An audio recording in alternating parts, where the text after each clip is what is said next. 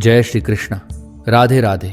गुरुवार का दिन विशेष रूप से बृहस्पति देव की पूजा के लिए समर्पित है। बृहस्पति देव को देवगुरु माना जाता है और वे बुद्धि, ज्ञान, शिक्षा, समृद्धि और वैभव के कारक होते हैं। बृहस्पति देव की कृपा से जीवन में सफलता, सुख, शांति और धन की प्राप्ति होती है।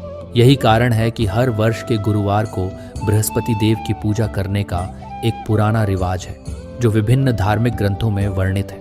गुरुवार व्रत कथा न केवल एक धार्मिक अनुष्ठान है, बल्कि यह एक ऐसी कथा है जो जीवन के कई गहरे पहलुओं को उजागर करती है। यह कथा हमें यह सिखाती है कि यदि हम सच्चे मन से भगवान की पूजा करें तो हमारी सारी परेशानियां समाप्त हो सकती हैं और हम जीवन में सफलता पा सकते हैं। आइए अब हम इस व्रत की कथा को विस्तार से जानते हैं। आगे बढ़ने से पहले हमारे चैनल को लाइक और सब्सक्राइब कर दीजिए। यह कथा एक प्राचीन समय की है, जब एक बहुत ही प्रतापी और दानी राजा एक राज्य का शासक था। राजा अपने राज्य की प्रजा की भलाई के लिए हर दिन मेहनत करता और उनका ध्यान रखता था।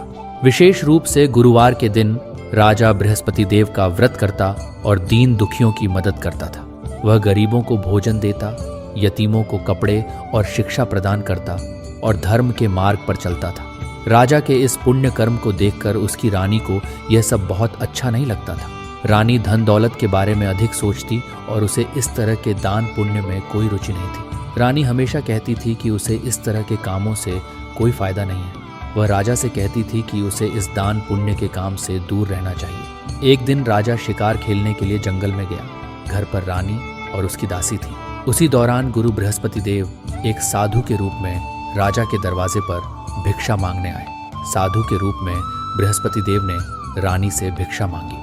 रानी ने उनकी बातों को अनसुना करते हुए कहा, हे साधु महाराज, मैं इस दान पुण्य से तंग आ चुकी हूँ। मुझे इस सब से कोई फायदा नहीं हो रहा। मैं बस चाहती हूँ कि मेरा धन सुरक्षित रहे और मैं आराम से जीवन बिता सकूं। साधु ने रानी से कहा, हे देवी, धन और संतान से कोई दुखी नहीं होता। धन का सही उपयोग अगर आप अच्छे कामों में करें तो यही आपके लिए शुभ होगा। यदि आपके पास अधिक धन है तो उसे सही रास्ते पर खर्च करें, जैसे कि गरीबों का विवाह कराना, स्कूल खोलना या बाग बगीचे बनवाना। इससे आपके दोनों लोग सुधरेंगे और भगवान भी प्रसन्न होंगे। लेकिन रानी को साधु की बातें बिल्कुल पसंद नहीं आई। उसने कहा, मुझे ऐसे धन की आवश्यकता नहीं है जिसे मैं दान में दूं या जिसे संभालने में मेरा सारा समय नष्ट हो जाए। तब साधु बृहस्पति देव ने रानी से कहा, अगर तुम्हें ऐसा ही करना है तो मैं तुम्हें एक उपाय बताता हूँ। तुम गुरुवार के दिन घर को गोबर से लीपना, अपने बालों को पीली मिट्टी से धोना, राजा से हजामत करवाना, मांस मदिरा का सेवन करना और कपड़े धोबी के पास धोने के लिए देना। इस प्रकार 7 गुरुवारों तक ऐसा करने से तुम्हारा समस्त धन नष्ट हो जाएगा। ये कहकर साधु बृहस्पति देव अंतर ध्यान हो गए। रानी ने साधु के कहे अनुसार गुरुवार के दिन घर को गोबर से लीपा, अपने बालों को पीली मिट्टी से धोया, राजा से हजामत करवाने को कहा और अन्य सभी काम किए। 3 गुरुवारों के भीतर ही रानी की समस्त धन संपत्ति समाप्त हो गई। अब रानी और उसकी दासी को भूखा रहना पड़ने लगा। राजा अपने शिकार के बाद घर लौटकर स्थिति देखकर बहुत दुखी हुआ और उसने रानी से कहा, हे रानी, तुम यहीं रहो, मैं दूसरे देश जा रहा हूँ, क्योंकि यहाँ लोग मुझे जानते हैं और मैं कोई छोटा काम नहीं कर सकता। राजा दूसरे देश चला गया और वहाँ उसने लकड़ी काटकर उसे बेचकर अपना जीवन यापन किया। राजा के जाने के बाद रानी और उसकी दासी को कठिनाइयों का सामना करना पड़ा। एक दिन रानी की दासी ने बताया कि रानी की बहन, जो एक बहुत ही धनवान महिला है, पास के शहर में रहती है। रानी ने अपनी दासी को अपनी बहन के पास भेजा।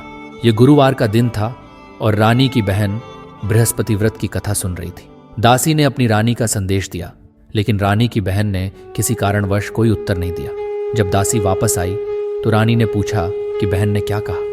दासी ने बताया कि रानी की बहन ने कुछ नहीं कहा, जिससे रानी बहुत दुखी हो गई और अपने भाग्य को कोसने लगी। कुछ समय बाद रानी की बहन ने सोचा कि मेरी बहन की दासी आई थी, लेकिन मैं उससे कुछ नहीं बोली तो वह बहुत दुखी हुई होगी। बृहस्पति व्रत की कथा खत्म करने के बाद रानी की बहन अपने घर आई और रानी से कहा, हे बहन, मैं बृहस्पति व्रत की कथा सुन रही थी, इसलिए मैं नहीं बोली, लेकिन बताओ दासी क्यों आई थी। रानी ने अपनी हालत बताई और कहा, हमारे घर में अनाज तक नहीं है। रानी की बहन ने कहा, हे बहन, भगवान बृहस्पति देव सबकी मनोकामनाओं को पूर्ण करते हैं। हो सकता है तुम्हारे घर में अनाज रखा हो। रानी ने अपनी बहन के कहने पर विश्वास किया और दासी को घर के भीतर भेजा। दासी ने देखा कि घर के अंदर अनाज से भरा एक घड़ा रखा हुआ था। ये देखकर दासी को हैरानी हुई और उसने रानी को बताया।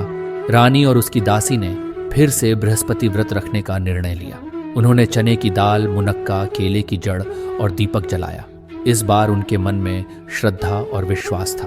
बृहस्पति देव की कृपा से, भगवान विष्णु के आशीर्वाद से उनके पास फिर से धन और समृद्धि आई। हालांकि रानी फिर से आलस्य करने लगी, लेकिन दासी ने उसे समझाया कि यह धन बहुत कठिनाइयों के बाद मिला है, इसे दान और पुण्य के कार्यों में लगाना चाहिए। फिर रानी ने अपनी दासी की बात मानी और धन का उपयोग शुभ कार्यों में करना शुरू किया। इस कथा से हमें यह शिक्षा मिलती है कि जब हम जीवन में सच्चे मन से भगवान की पूजा करते हैं और उनका आशीर्वाद प्राप्त करते हैं तो हमारे सभी कष्ट समाप्त हो सकते हैं। बृहस्पति व्रत और गुरु के आशीर्वाद से जीवन में सुख, शांति, समृद्धि और सफलता आती है।